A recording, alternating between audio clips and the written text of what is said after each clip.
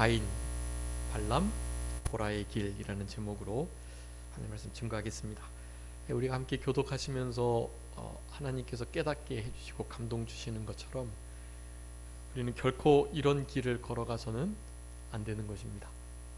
가인, 발람, 고라 이와 같은 이들의 자기 위치를 떠난 교만한 길을 결코 걸어가서는 안 되겠다.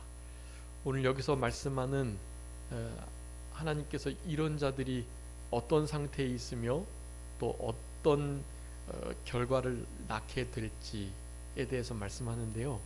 여러분, 이런 부정적인 말씀들을 들으실 때도 이런 것이 우리와는 관계가 없도록, 그리고 당연히 그 길을 따라가지 않으면 반대로 말할 수 없는 은혜와 복이 우리들에게 주어진다라는 것을 생각하시면서요, 반면교사를 삼으시고 이런 부정적이고 또 저주스러운 말들이 사실 우리의 신앙생활 속에서 열매 맺지 않도록 그렇게 힘을 쓰시고 노력하는 것, 그리한다면 이런 말씀들이 우리들에게 쓴 약과 같이 아주 잘 경계심을 돋우어서 이 패역한 세대를 승리적으로 이겨나갈 수 있을 것입니다.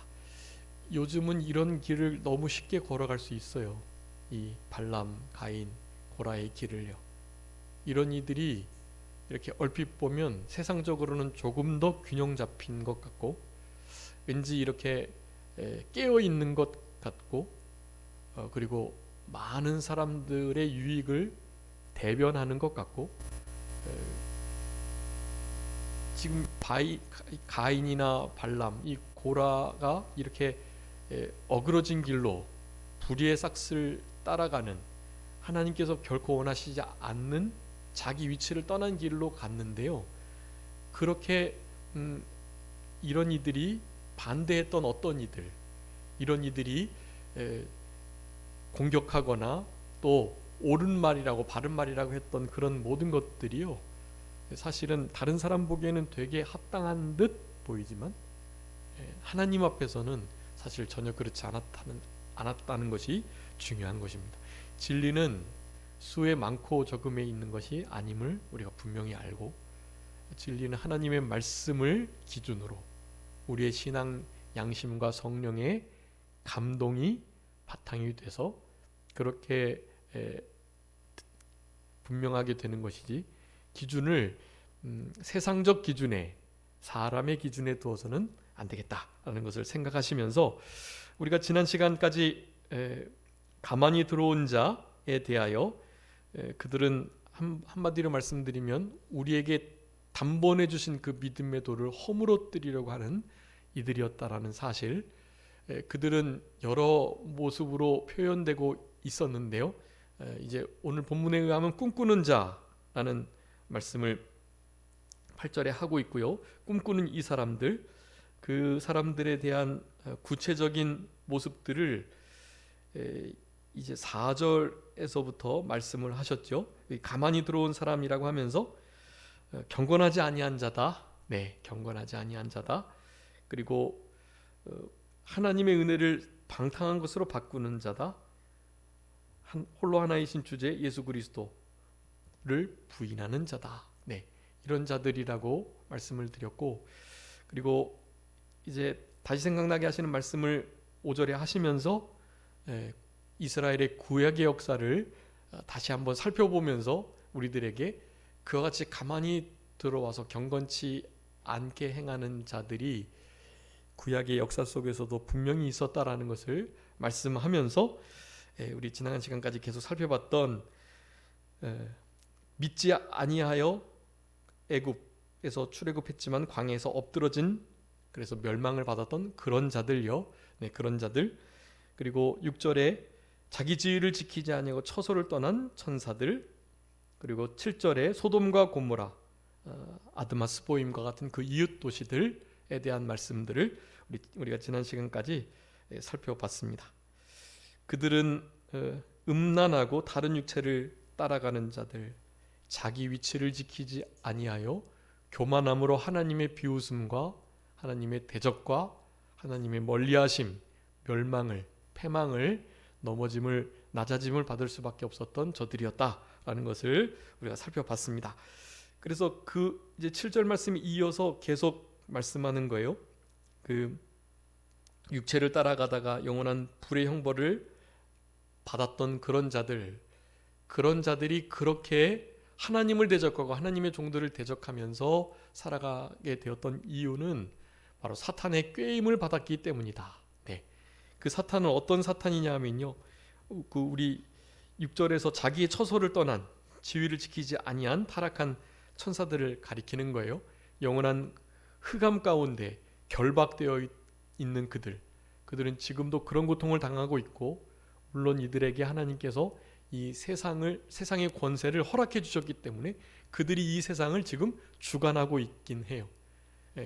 이 결박이 이 흑암에 갇혔다는 것이 상징적인 말씀이라고 전해드렸습니다. 이것은 실제로 지금 사탄이 활동할 수 없게 갇혀 있다, 결박되어 있다, 그런 의미가 아니에요. 지금은 사탄이 때가 얼마 남지 않은 줄 알고 마구마구 역사하는 때란 말이에요. 우리는 사탄 마귀의 존재를 의식하고 그들을 향하여 하나님께 철저히 순복하면서 저들을 대적하는 그런 우리들이 되어야만 하는 것이에요. 자, 그런 이들이 8절에 이렇게 역사를 하는 것입니다. 사람들로 하여금 꿈을 꾸게 하는 거예요. 헛된 꿈, 그리고 실현 불가능한 망상들. 말씀드렸지만 지금 이 시대 속에서요, 그 천년왕국의 그 형태 중에서 이렇게 후천년을 믿는 이들은요, 이 땅이요 그냥 그리스도의 이 복음으로 인해서 유토피아가 될 것이라고 믿고 있어요, 실제로. 그래서 과학이 발달하고 신앙이 이제 점점 이렇게 좋아지면 전 세계가 평화롭고 아주 옳은 좋은 그런 상태가 된다라고 믿는 거예요. 네, 그런 이들에게는 그 무엇보다도 평화가 중요하죠. 심지어 신앙을 양보해서라도 서로 협치하고 서로가 한 발씩 양보해서 좀 너무 기독교 그 예수님만 구원이 있다, 예수님만 믿어야 천국 간다, 이런 말 하지 말고 예수님도 믿으면서 천국 가는 것처럼 그 외에 다른 종교를 믿어도 우리의 마음이 선해지고 자기네들의 신앙에 따라서 나름의 최고의 경지, 그 경지에 이르게 될 것이다. 그 경지는 사실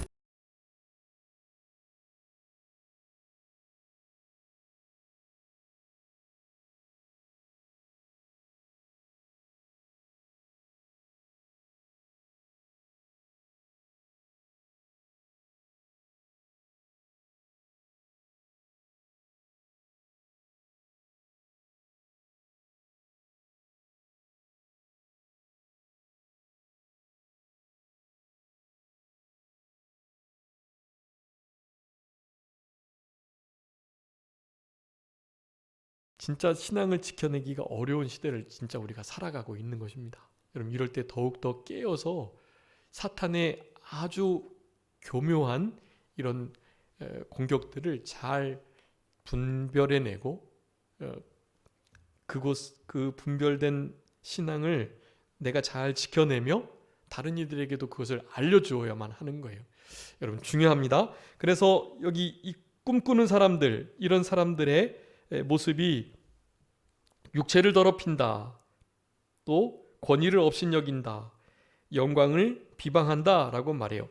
여기 육체라는 것, 지금 요 유다서를 쓰는 이 즈음이요, 우리 베드로후서 2장, 우리 맥체는 아마 읽으셨겠지만 그 즈음에 있었던 아주 역사가 심했던 그 이단, 거짓 선지자들 중에 영지주의라는 이단이 있어요. 영지주의, 그노시스라고도 하는데요. 이 영지주의는 육체는 아무것도 아니라는 거예요. 영이 중요하고, 그래서 육체를 철저하게 금욕주의로 육체를 철저하게 묶어두든 아니면 육체를 마음껏 풀어두든 상관없다. 금욕주의를 추구하든 방임주의를 추구하든 육체는 아무것도 아니니까 영이 중요하니까 영만을 위하여 생활하면 되고 육체는 아무렇게나 해도 된다라는 마음을 가지고 있었던 이들이 아주 많았던 거예요. 이런 이들로부터 힘써 싸워서 참된 신앙을 지키고자 예수님의 동생 유다가 이 유다서를 지금 쓰고 있는 것이라고 할 수가 있겠습니다. 그네들의 결국은 대부분 금욕주의로 기울어지기보다는 다 방탕주의로 흐르게 돼요.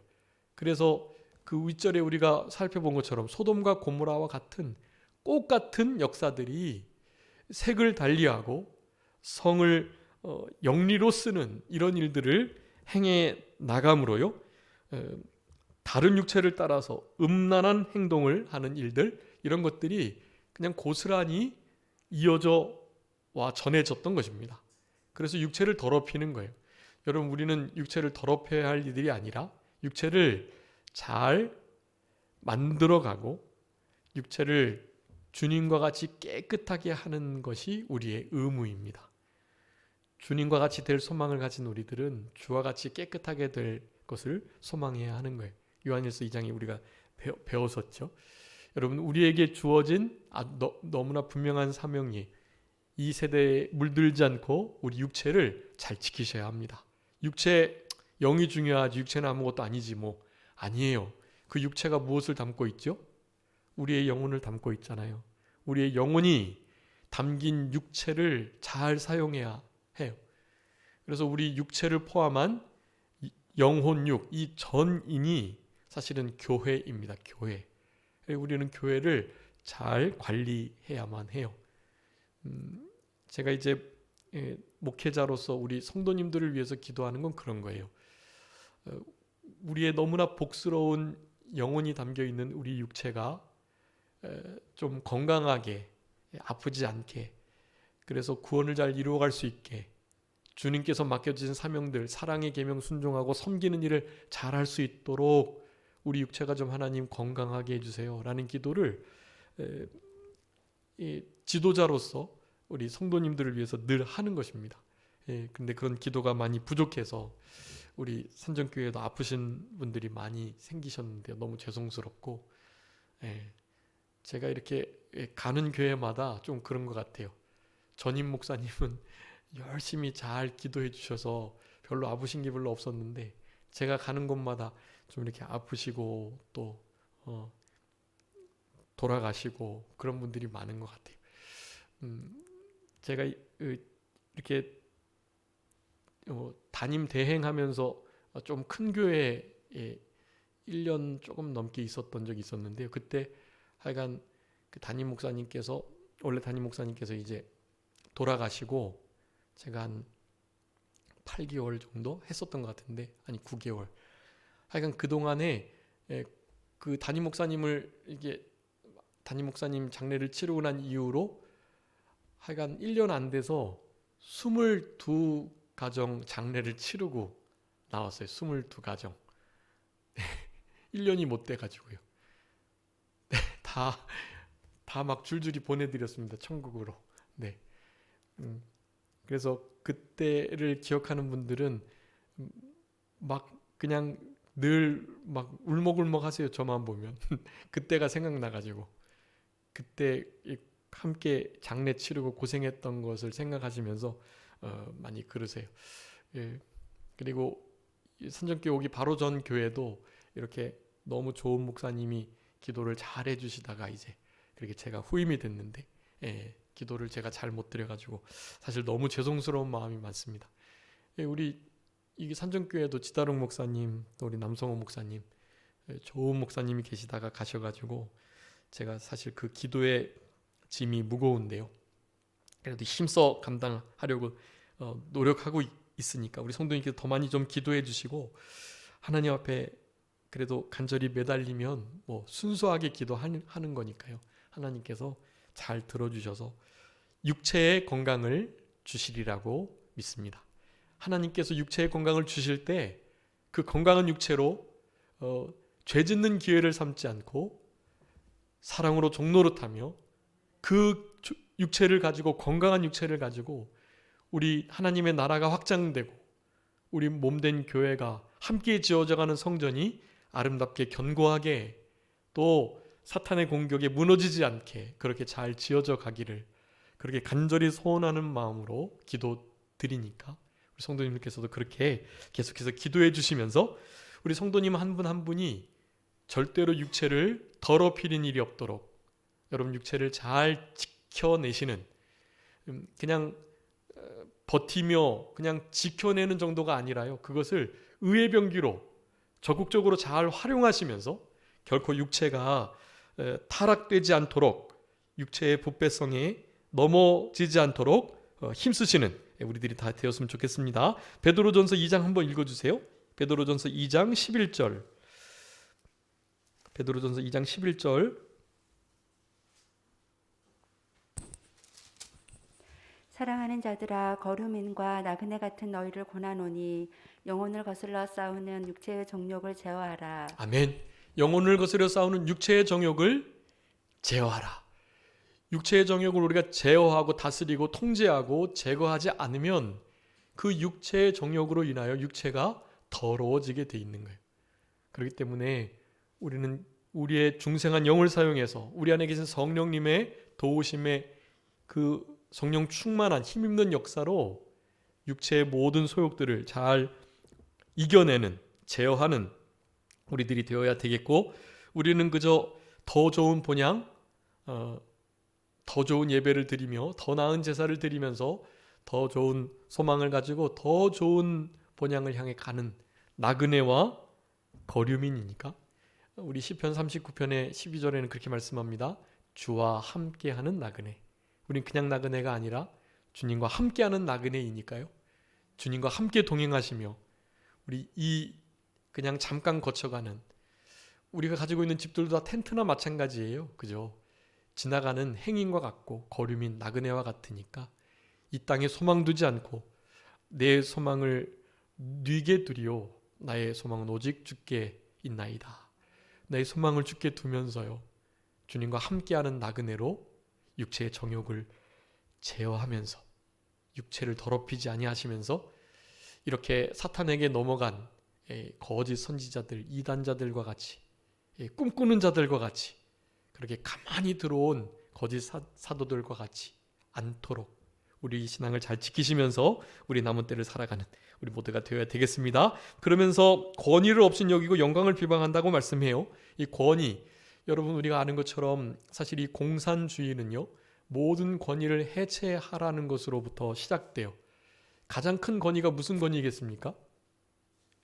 기독교의 하나님의 권위예요. 네. 그리고 교회가 세워놓은 목사, 선생님들, 아름다운 가정에서의 부모의 권위, 이런 권위를 다 해체하고 무너뜨리는 데에 그 아주 큰 목표가 거기에 있는 거예요. 그리고 당연히 공산당의 핵심 요원들, 공산당의 모든 사상들을 세웠던 그 최고 권위자, 그이만을 새로운 신으로 섬기면서 그렇게 살아가는 것이 공산주의. 여러분 우리 북한의 나라의 체제는 사실 나라라고 보기가 어렵고, 미국에서는 그냥 북한을 종교 사이비 집단으로 봐요. 네, 그 김정일, 김정은, 김일성, 김정일, 김정은, 이 3대의 세습에 이어지는, 그들을 태양신으로 섬기고 그들이 자신들의 영혼의 아버지라고 섬기면서 실제로 그들이 주교예요, 주교. 그래서 하나의 신앙입니다. 그러니까 우리는 그네들의 영혼을 위해서 정말 기도해야 하고요. 그렇지만 그 공산당원들하고는 우리가 어떻게도 함께할 수 없어요. 우리가 아무리 양보해도 함께할 수 없거든요. 여러분 그들은 우리를 죽이지 않으면 자기네들이 전복될 것을 알기 때문에 결코 그냥 내버려 둘 수 없다고요. 사실은 그 후세대들에게 소망이 있습니다. 지금 대부분의 북한 주민들은 그 쇠뇌에서 빠져나올 수가 없어요. 하나님의 정말 큰 도우심이 아니면, 지하교회의 은혜와 영향력을 받고 있는 주민들이 아니면 사실은 그 공산주의에서 빠져나오기가 어렵습니다. 그래서 우리 사실 이 우리가 컴패션 우리 룻과 사무엘 후원하고 있잖아요. 그런데 그 컴패션에서 교회 협력 사역을 하면서 북한을 위해서 많이 노력을 하는 것 같더라고요. 특별히 북한의 아이들을 위해서 이제 북한이 열리기만 하면 그네들에게 교재를 가지고 그네들의 영을 진짜 살려낼, 그냥 NGO로서 그냥 돕는 것이 아니라 도움을 받기 위해서는 서약을 하고 신앙생활을 해야 한다는 것을 전제로 영혼을 살려내려는 계획을 정말 잘 세우고 있어요. 너무 아주 귀하고요. 그래서 이번에 우리 달력을 할 때 컴패션에 정식으로 요청을 드리고 또 라이센스를 받아서 이제 이번에 나오는 우리 달력에는 컴패션 마크를 찍으려고 합니다. 컴패션은 알리지를 않아요. 홍보를 안 해요. 그래가지고 그냥 아름아름 알아가는데 그 정신도 그렇고 너무 귀한 것 같아요. 그래서 우리 교회에서는 조금 더 그 일에 힘을 썼으면 좋겠고, 그리고 컴패션을 좀 알리려는 목적으로 우리 달력에 우리 교단 마크와 함께 컴패션 마크를 넣어도 된다는 라이센스를 받았어요. 오늘 받았어요. 그래서 오늘 내일 신청을 하려고 하는데 달력을 너무 복된 사역이니까 이번에는 조금 부수를 많이 해서, 예전에 우리가 최소가 30부였었거든요. 근데 30부가 다 나눠지지 않았는데 이번에는 한 50부 정도 해서 그렇게 할 예정인데, 우리 성도님께서 좀 이웃에게도 나눠주시고요. 네, 그래서 조금 더 컴패션이 알려졌으면 하는 마음으로 그렇게 사용해 주시면 좋을 것 같습니다. 여기 8절 후반절에 권위를 없인 여기는 일, 영광을 비방하는 일, 이것은 바르지 않은 마음 태도와 신앙을 가진 자들의 아주 독특한 특징이에요. 네, 비방하는 일이 그렇게 많고요.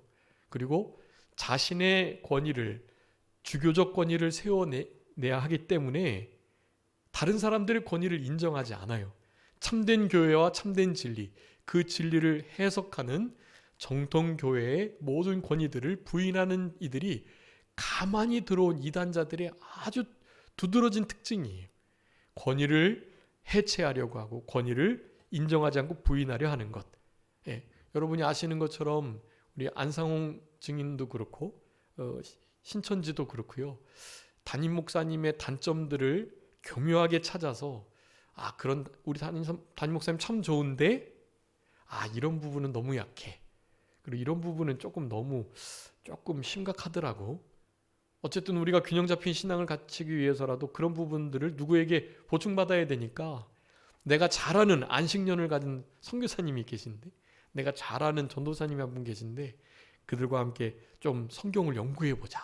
그런 부분들을 우리가 공부해서 그 교회에 가서 우리가 그런 부분들을 잘 채우면 되니까 하면서, 사실 권위를 무너뜨리고 그 권위를 대적할 무기를 제공해 주려는 아주 교묘한 수단을 가지고 사탄은 하나님이 기뻐하시는 하나님의 교회를 무너뜨리고 있는 것입니다. 그런 일에 당했죠. 초대교회도 그렇게 당한 거예요. 그래서 이런 말씀들이 세워지게 되고 정경이 완성이 되게 된 거죠. 하나님은 사실 그런 것을 통해서도 합력하여 선을 이루시는 하나님이세요.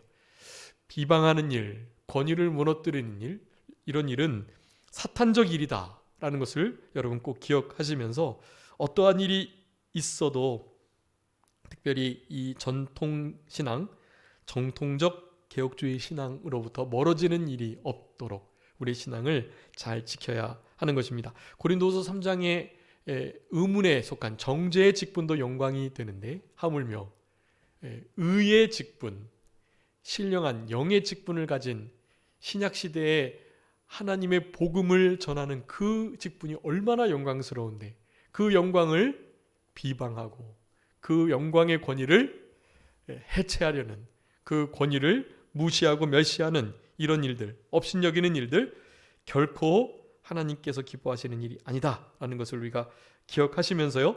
그러니까 이게 8절의 말씀은 꿈꾸는 자들이 그 세 가지의 아주 두드러진 특징을 갖는다라는 것을 기억하셔야 됩니다. 이것도 마찬가지예요. 육체를 그러니까 더럽히는 일, 권위를 업신여기는 일, 영광을 비방하는 일은 바로 자기의 지위를 떠난 자들, 교만한 자들이 갖는 아주 중요한 특질이라는 것을 우리가 알아야 되겠습니다. 그러면서 이제 9절 10절의 말씀에 천사장 미가엘이 모세의 시체에 관하여 마귀와 다투어 변론할 때 감히 비방하는 판결을 내리지 못했다. 다만 말하되 주께서 너를 꾸짖으시기를 원하노라 라고 말씀합니다. 여러분 우리 신명기 34장에서 신명기 32장에서부터 모세가 어떻게 죽을 것을 우리 하나님께서 말씀하셨어요. 결국 느보산, 느보산에 가서 느보산의 그 골짜기 알려지지 않았어요. 모세의 시체를 찾지 못하도록 하나님께서 그렇게 하셨어요. 엘리야의 시체를 못 찾았던 것처럼요.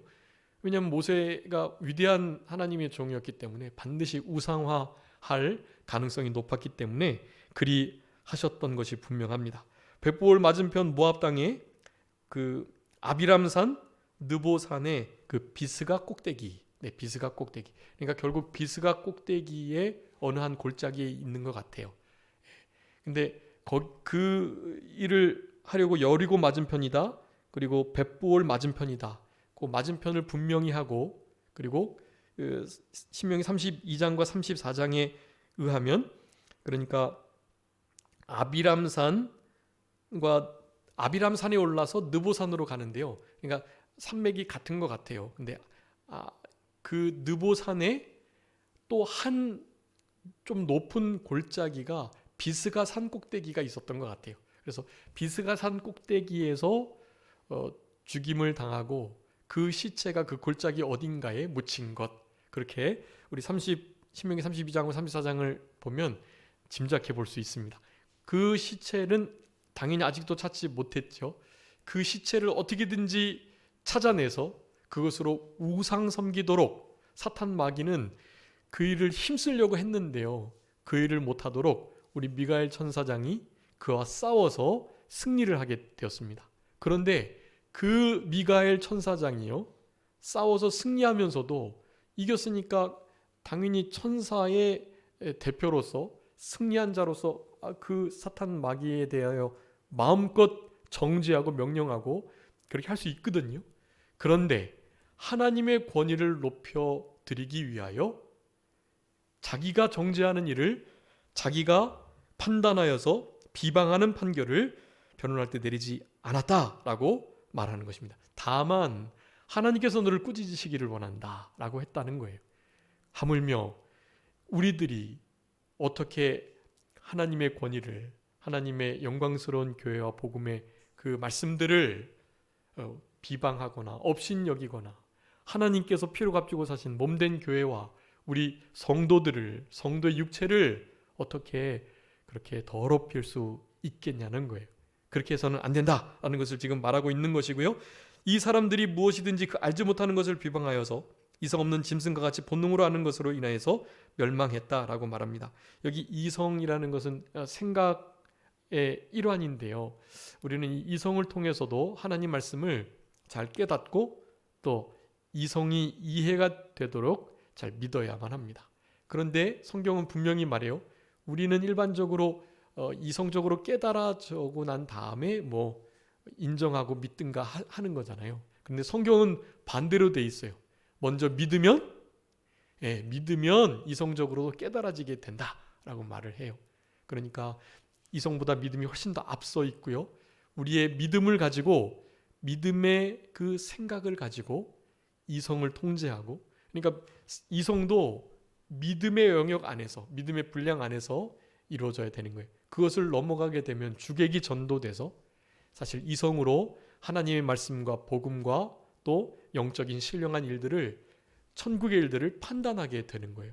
그래서 재단하고 내 경험이나 내 생각에 맞지 않으면 듣지 않고 내 생각이나 경험이나 좀 맞으면 뭐 인정하고, 이런 식으로 이성에 치우친 그런 신앙생활을 하게 될 수도 있다는 것입니다.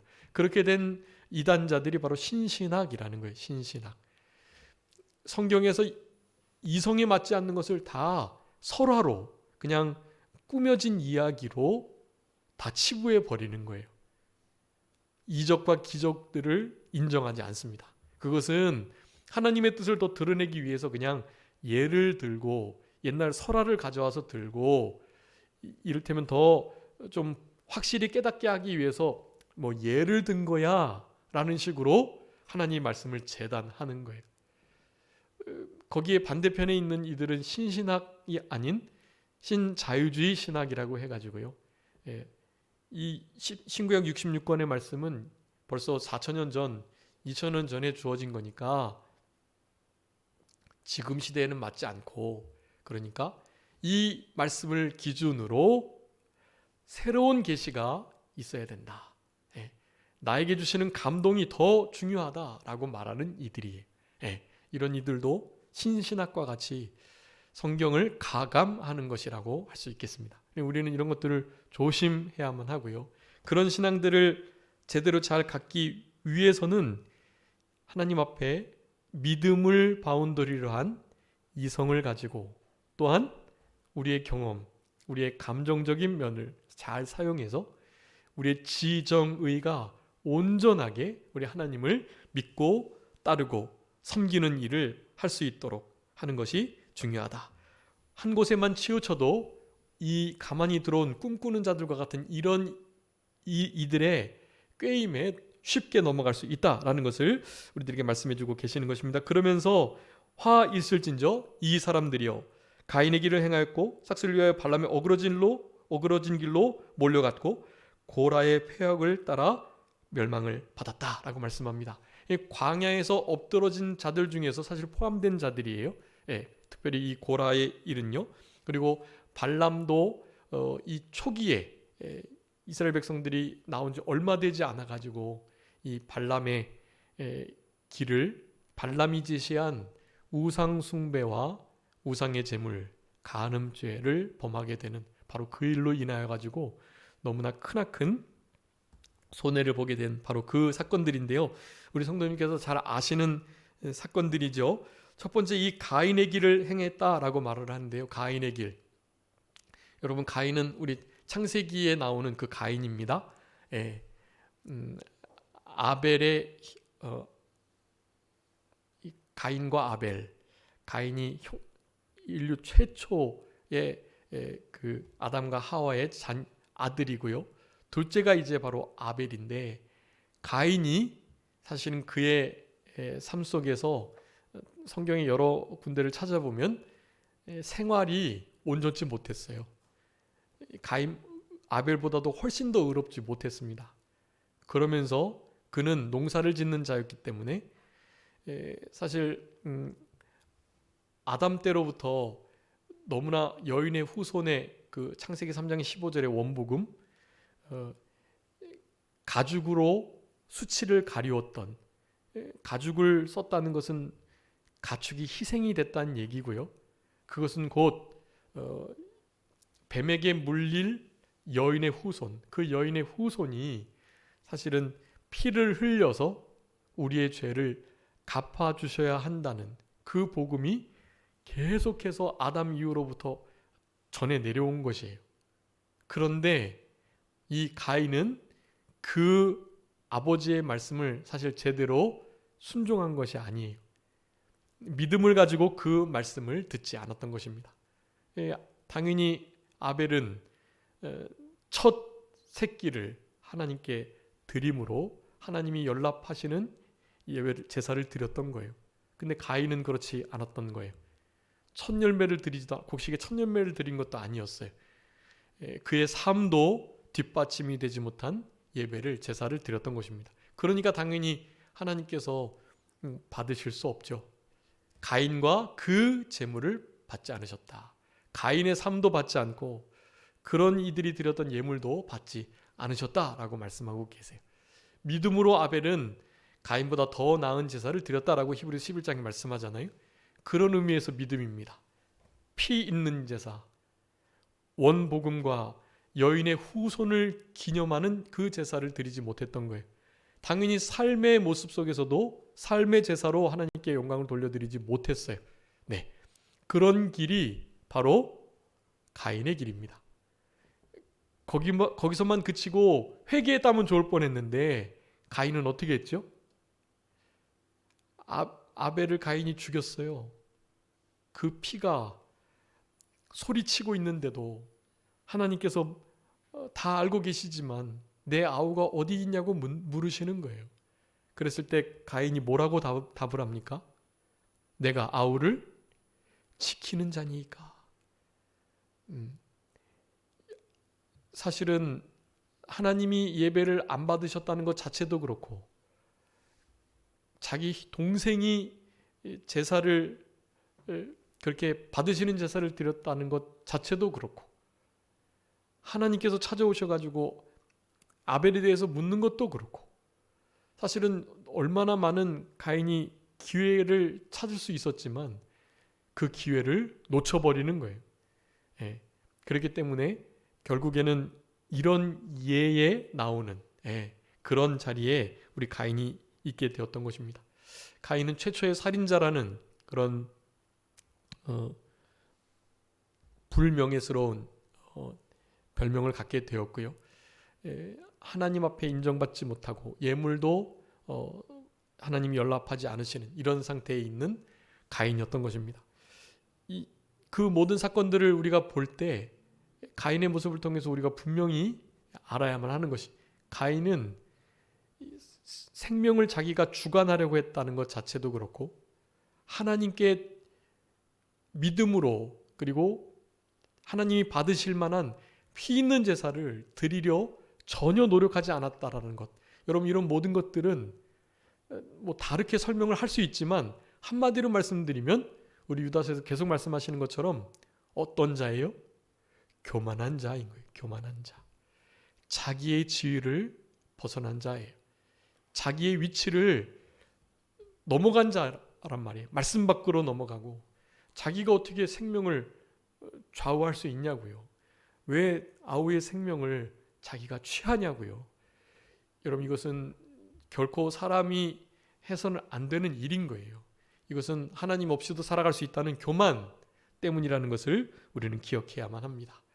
물론 가인을 편드는 이들도 많아요. 네, 그런 말들은 들으시면 안 돼요. 그런 말씀을 들으시면 안 되고 가인의 후손은 없습니다. 가인의 후손은 없어요. 셋의 후손만 노아의 홍수로 말미암아서요. 셋의 후손만 남은 거예요. 우리가 가인의 후손이라고 생각하시면 안 돼요. 이 카인의 후예 뭐 이런 이 소설과 이 가인에 대한 또 다른 해석들이 아주 많아요. 그런 거 들으시면 안 돼요. 성경에 있는 말씀을 그대로 믿으셔야 해요.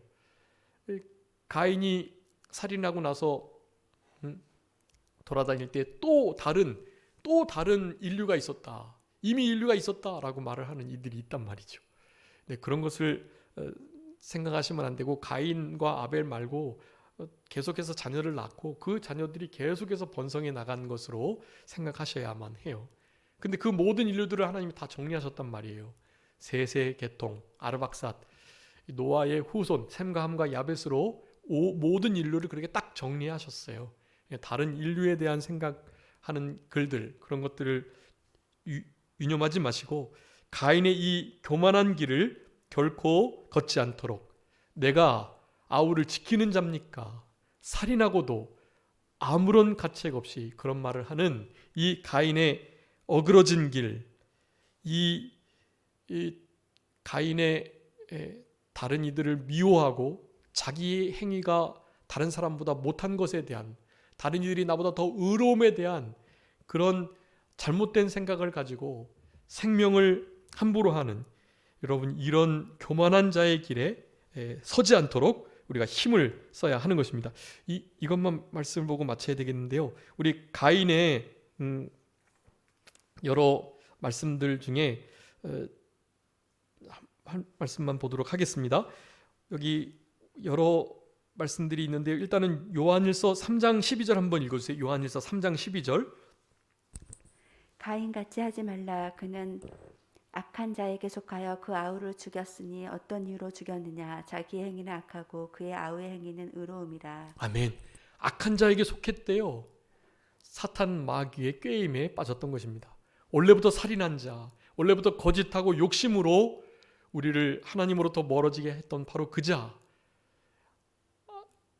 이 에덴 동산에 뱀에게 들어왔던 바로 그 자, 그 악한 자에게 가인이 속해서 아우를 죽이는 그런 자리에 나아갔던 것입니다. 히브리서 11장 4절에 믿음으로 아벨은 가인보다 더 나은 제사를 하나님께 드림으로 의로운 자라시는 증거를 얻었는데 하나님은 그 예물에 대하여 증언하십니다. 그가 죽었으나 믿음으로서 지금 말한다라고 말씀하면서 그의 삶이 바탕이 되어 예물을 드리고 하나님의 말씀의 법에 맞게 예배를 드리는 것이 얼마나 중요한지를 말씀하고 계시는 거예요. 창세기 4장에서 분명히 우리들에게 말씀하십니다. 창세기 4장 7절에 내가 선을 행하면 어찌 낯을 들지 못하겠느냐. 선을 행하지 아니하면 죄가 문에 엎드리느니라. 죄가 너를 원하나 너는 죄를 다스릴지니라 라고 말하면서 가인에게 명확하게 말씀해 주신 거예요. 죄를 다스리라. 교만한 죄뿐만 아니라 하나님을 멀리하려고 하는 모든 죄들, 이런 것들을 잘 다스릴 때, 그럴 때 우리는 가인의 이 길을 이겨낼 수 있고 예수님이 우리에게 허락하시는 십자가의 길, 주님의 발자취를 따라갈 수 있는 의로운 시온의 대로를 걸어갈 수 있는 우리들이 되는 것입니다. 아무쪼록 남은 한 주간 지내시면서 이 가인의 길을 멀리할 수 있도록 하나님 앞에 말씀에 맞는 예배, 다른 사람들을 사랑하는, 생명 살리는, 하나님을 의식하는 그런 이 땅에서의 삶을 살아가시는 우리 모두가 될 수 있도록 그렇게 힘쓰시는 우리들이 되어야 되겠습니다. 잠깐 기도하겠습니다. 살아계신 우리 아버지 하나님 감사합니다. 우리들에게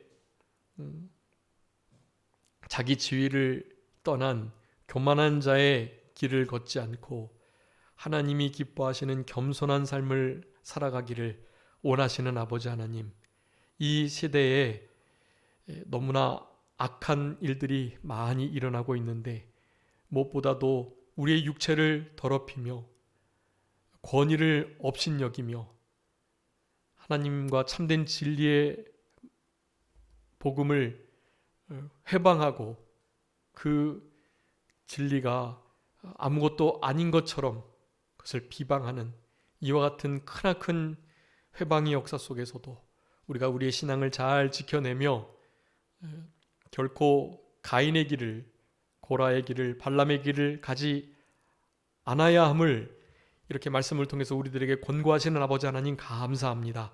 이런 말씀들이 우리의 신비에 잘 새겨지고 깨어 근신하는 말씀들이 되게 하여 주셔서 겸손한 자에게 주시는 은혜를 받아 누리며 교만한 자를 대적하시는 하나님의 그 진노를 피하는 우리들이 될 수 있도록 우리들의 신앙을 지켜 주옵소서. 꿈꾸는 자들이 많아지는 이 세대 속에서 하나님의 말씀을 붙들고 하나님이 주시는 비전과 목표를 가지고 또 미션을 수행해 나가면서 이 땅을 살아갈 수 있도록 아버지 하나님 은혜 베풀어 주시기를 간절히 바라옵고 남은 한 주간도 우리 주님과 동행하며 주님 앞에 감사하고 감사하면서 예수님의 감사의 본을 온전히 뒤쫓을 수 있는 우리들, 십자가의 길을 걸어갈 수 있는 우리들 다 되게 하여 주시옵소서. 모든 것 주님께 맡기옵고 살아계신 예수 그리스도의 이름으로 기도 올리옵나이다. 아멘.